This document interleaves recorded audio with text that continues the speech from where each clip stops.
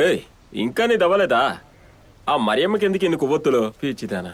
మేలో పరీక్షలు వస్తున్నాయిగా, అందుకోసమే ఇదంతా. సరే కానీ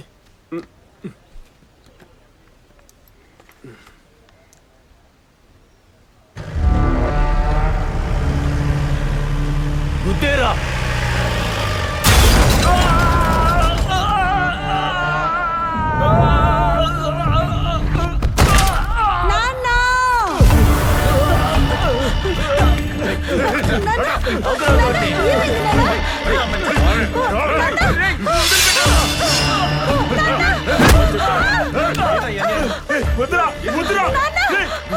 నువ్వు నీ కూతురు నాకు ఎదురుగా సాక్ష్యం చెప్తే జీవితాంతం జైల్లో పడి చస్తాననుకున్నావరా?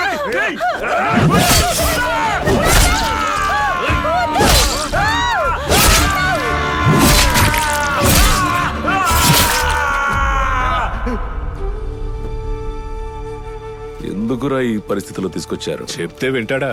మాస్టర్ని చూడాలని మాతో పాటు వచ్చేసాడు. మరి ఇండియాకి ఏషియన్ మెడల్ తీసుకొద్దాను లోపలికి వెళ్ళాను. ఎలా ఉన్నా? పాప ఎలా ఉందిరా?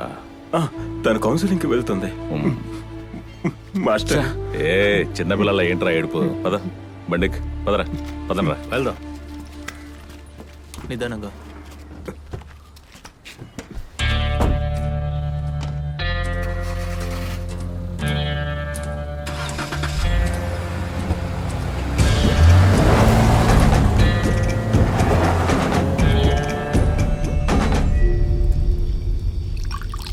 చాలరా. ఏంట్రా ఎలా పోసావు? నరికింది బదులుకు బదులే కదా. టపాసు జేవియర్ చచ్చిపోతాడని మనకు తెలియదు కదా. అందుకే కదా మొన్న అన్నయ్య జైల్లో వేసింది. ఆ రోజే అన్నయ్య ఒప్పుకుని ఉంటే ఆ హత్య నా మీద వేసుకునేవాడిని కదా. పాపరా వెళ్ళు. రేయ్ వాడిని తీసుకెళ్ళరా. లేవండ్రా. తన మీద వేసుకున్నాడంట. వదిలే మాస్టర్.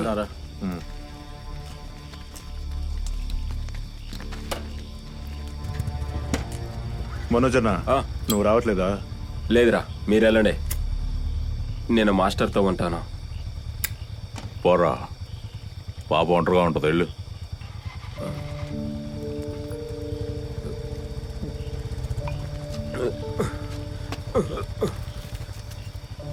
మాస్టర్, చర్చ్ నుండి ఫాదర్ మిమ్మల్ని కలవమన్నాడు రేపు.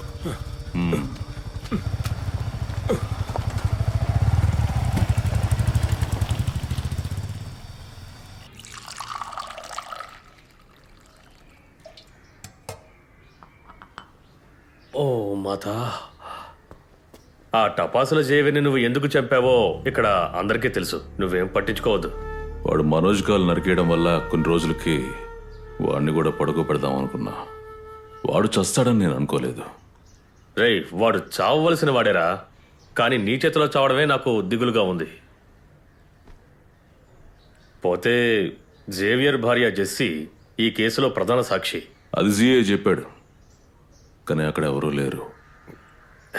లేదురా, తను చూసింది. ఆ విషయం స్వయంగా నాతో చెప్పింది.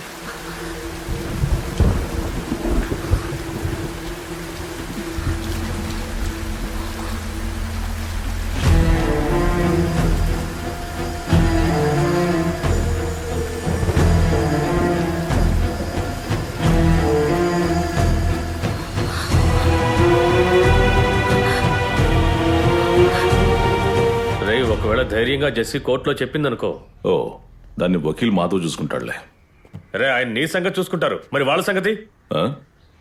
అర్థం కాల. సరిగ్గా విషయం ఏంటో చెప్పు.